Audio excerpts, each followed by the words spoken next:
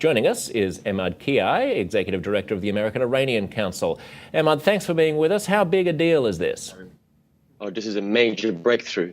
As you've mentioned, this is not a done deal. They've reached a political arrangement which outlines what a comprehensive deal would look like and what will be the elements of a comprehensive deal. But nevertheless, the announcement is definitely a positive move towards ending this decade-long issue of Iran's nuclear program through diplomacy instead of other means, which could have included war.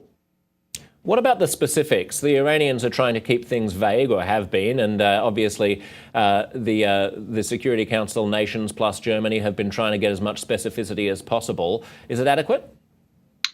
Well, I believe so. I mean, if you look at the details, I mean, we were pretty surprised that the political arrangement announcement included a great deal of detail of what has been agreed upon. This includes a vast inspection and verification mechanism in place for the Iranians to basically show the world that their nuclear program is peaceful. Now, what does that mean?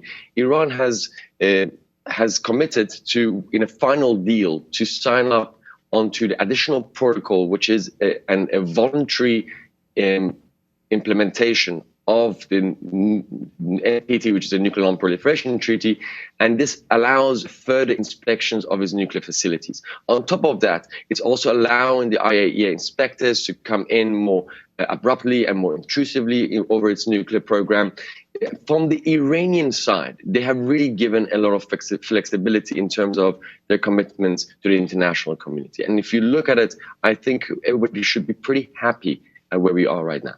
What about sanctions relief, though, Emad? I mean, obviously, the president has the power to suspend American sanctions, but in order to actually get rid of those sanctions, Congress would have to act. This Congress is not going to. And France and Germany, in terms of removing the United Nations sanctions, they seem to have agreed to this. But the exact pace or rollout of getting rid of those sanctions, the French and the Germans have actually been a bit tougher on that than the United States has. Can we actually follow through?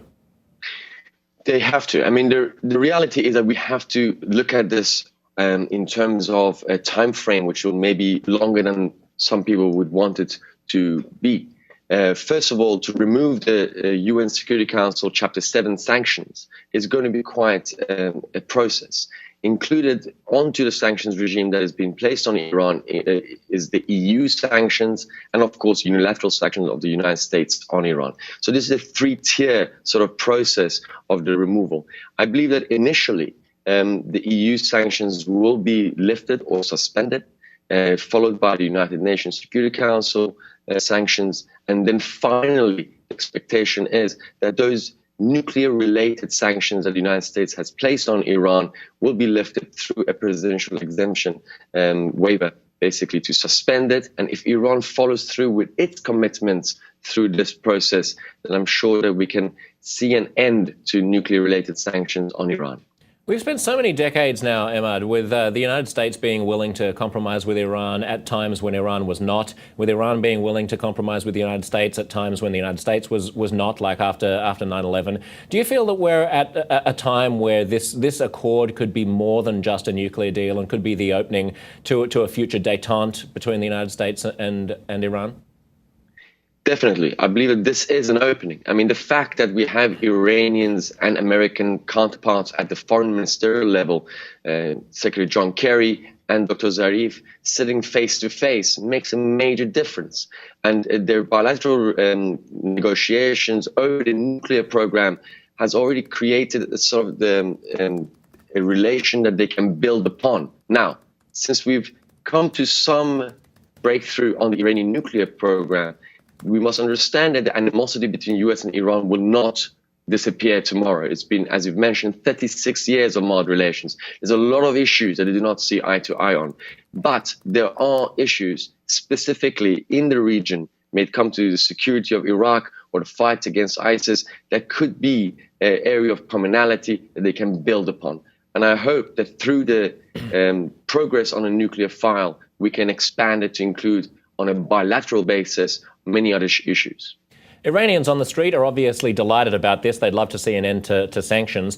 I've heard conservatives say that, well, maybe this bolsters the theocracy in Tehran. Maybe it gives them a win and puts regime change further into the distance. Others say, well, this is actually good for moderates and it probably undermines the theocracy because any détente is a good détente. Who does this strengthen inside Iran?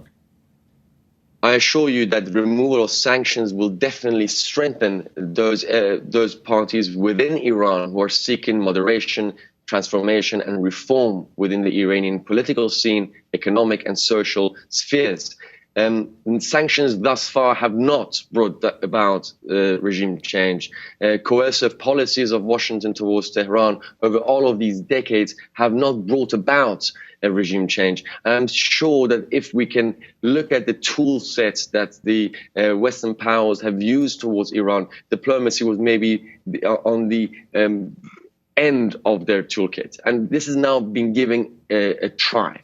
And I hope that we will see through sanctions relief and openness of Iran with the international community that its involvement on the global scene will have to become more responsible. And in effect, domestically, it will open up the space from changing from a security-focused policy, domestic and foreign policy of Iran towards a more open and society for dialogue to happen and for reform to actually take place. Fingers crossed. Thanks, Emad. Good to talk to you.